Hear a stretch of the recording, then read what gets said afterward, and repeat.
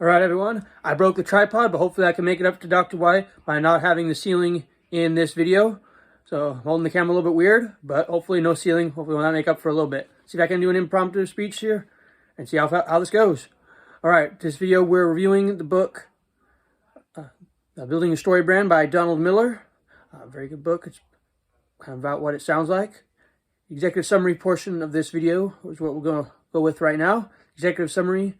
This book was written by Donald Miller. Explains the concepts of turning your brand into a story brand. So the major points are that a lot of marketing is wasted because they don't tell stories with their marketing, and a lot of marketing is not related or does not follow the proper steps of some of the most compelling stories, and that most marketing, on big points, most marketing should be related to basic needs such as help customers survive and to thrive.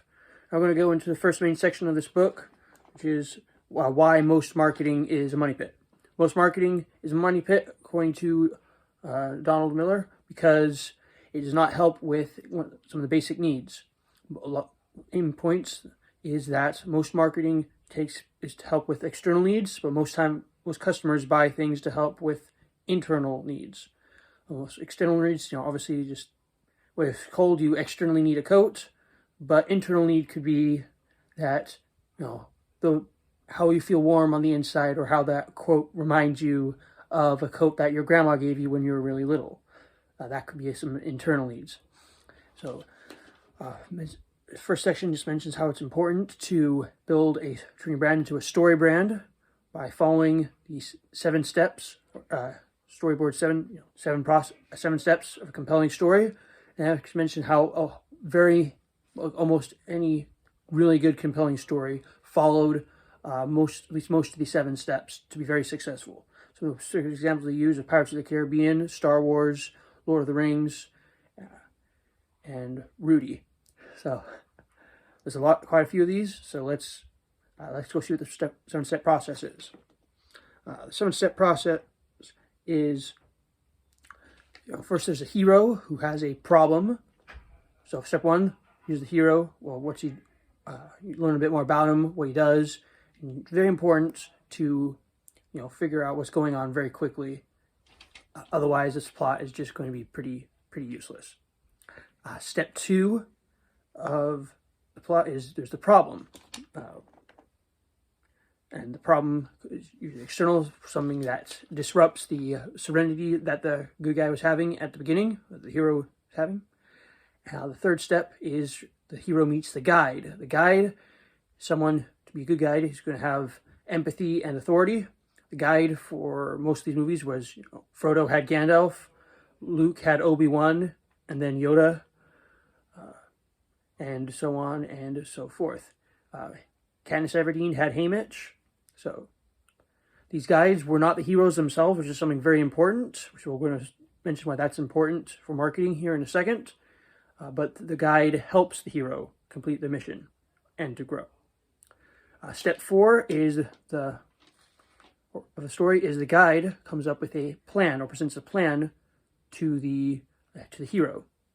And then step 5, this plan is a call to action. The imp starting to implement the plan. Then 6 and 7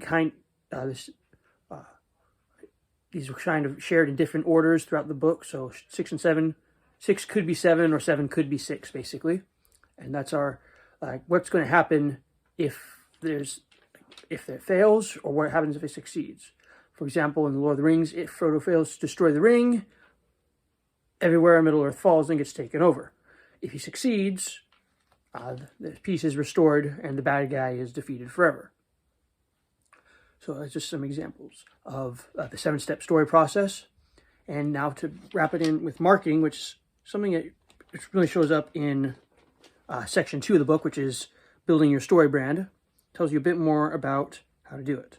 First, to get a good hero, first off, the most important thing to know is that as a company, your customer is the hero of your marketing. Do not brand yourself to have the company or yourself be the hero. You are the guide. Brand your company and yourself as the guide to help the hero, who is your customer. To get a good customer, you want to make sure that they have You'll find out exactly who your target audience is, which is something that's mentioned very often in all these marketing books, and figure out exactly what their needs are, both internally and externally. And don't be vague with what their needs are and how you can help. So exactly what the needs are and exactly how you can help, and be very, very open and upfront with that. Also very important to not use too many words. Be very condensed. Don't have a huge paragraph at the top of your website. People should know immediately within 5 seconds of going to your website, for example, or looking at any of your marketing materials. You should know exactly who you are, what you do, or how you can help them, and how they can access or get advantage of your offerings. For example, they mentioned in this book, a caveman on your website should instantly know that you sell aspirin. The aspirin is good because it will help with his headache, and he can get the aspirin at Walgreens. And the caveman found that out in 5 seconds. So now for the problems, which is a big section of this, the main second section of the story brand process, is the problem. There's three types: internal, external, and philosophical. Good stories have all three of these situations going on. That's something that you can also take advantage of with marketing. The good external need can help you find the internal need. And for example, external need, for example, need to stay warm if you're selling coats. Internal need, they need to have a stylish coat that helps you give you more status symbol. Which author also explained how that's also the need for status is also a survival instinct. It's because if you have status, that usually means you have friends, allies, and makes you more intimidating and not someone that people should mess with, which ends up making you safer.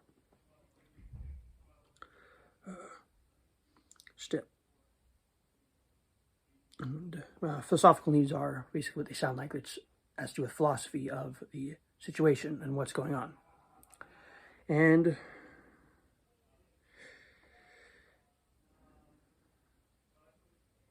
yes, and eventually he meets up with the guide. The guide, you're trying to present your company as the guide. The guide helps you helps the customer solve the problem, helps provide encouragement, helps meet the needs. The guide presents the plan. The plan is your buy now button. Your buy now button, for example, will solve the need. But the plan, the buy now button is actually the call to action, which is the next step. The plan is how you can help remedy the problem. And then step 5, the guide presents the call to action, which is such things as buy now buttons or sign up to newsletters and other things like that. And step 6, for the story is we can explain the marketing and also do it in very short and condensed terms. Like what would happen if you don't take advantage of this, or if the problem continues, and what's this ending situation is if you're successful or if you do sign up. For example, if you're signing up, if you're a financial analyst, the problem of not signing up is that you continue to make financial mistakes and miss out on opportunities, or by taking advantage of and following through on the guide's plan, the success that follows is that you now have better financial information and perhaps better investments, and you end up making more money or saving more of your own hard-earned money, or even better, both. And usually it's best to have stories end with a conclusion, not just have it end directly after the bad guy is defeated, but show the good guy the hero returning back to a life of peace or something. And very important to have transformational issues. Like usually the hero's part of a journey. Often heroes struggle with self-doubt and they need a bit more encouragement. So that's part of the transformation, which is something your marketing should show. Show happy, all testimonials of happy customers and how you solved many of the problems. Section 3 is about implementing your story plan. And if I can actually get to the page, I took a lot of notes. Well, may not be the best video, but at least we'll get it done. Implementing a story plan gotta build the SB7 or the Storyboard 7 principles into your website and all that you do. You want to make sure you have your offer above the fold, which is a term which hold over from actual hard copy newspaper days, where the information that's going to be read was the information above where the paper was folded. On the website, it's going to be the information above where on the screen immediately before they have to start scrolling. Make sure to do that, take advantage of that. Make sure your information is not bite-sized. The key to success is to have a customized plan that will help the individual hero or individual customer with their problem. Some things you can do to help with the roadmap for creating success is to create custom one-liner, say exactly who you are, how you can help. For example, the pet food company, their one-liner is like their name, and they help provide pet owners help solve the problem of bland food and have healthy dogs that are, and you can, well, actually, this marketing is obviously done to the pet owners, so you can solve the problem of being a poor pet owner by providing excellent, good food that is healthy to your dog and helps have the relationship between the owner and the pet be improved. Very important to create an email campaign. Email is one of the main forms of marketing that he likes. Mentioned several ways to do this. You can have sign up now things and downloads and such little things that will help you get the email addresses, which you can use to target these people with future marketing efforts. And all right. And task 1. The several steps is, have the one-liner, create a lead generator that will help you collect email addresses, create an automated email campaign that will help you just send out emails to everybody, collect and tell stories of transformations. I'll show you how the heroes who are your customers have improved, and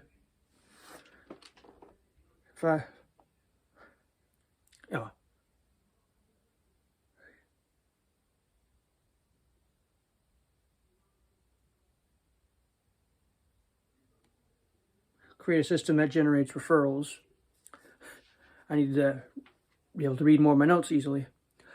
Create referrals, and the best way to do that is obviously word of mouth. And ways you can do, there's mentioned several ways you can do that. You can create buzz. A deck contractor could have ask the homeowner to post videos, host a party on the deck, and then while the contractor hands out more cards, and then very quickly gets new leads. Just want to generate referrals, show you how good job that you did, and it goes a very long way. Probably unlike this video. I'm going to self-degrade with this video a little bit just because it's a bit lower quality. It's been a long time reading this book. That international paper certainly did not help getting this done quickly. And yeah. Overall, going to go to the last section of this video, explaining the difference between this book and what it recommends and what all the other things we recommend. Like a big example of like Milo Griggs' book, Forged by Fire, is how to create an unstoppable personal brand. And having a personal brand is very good.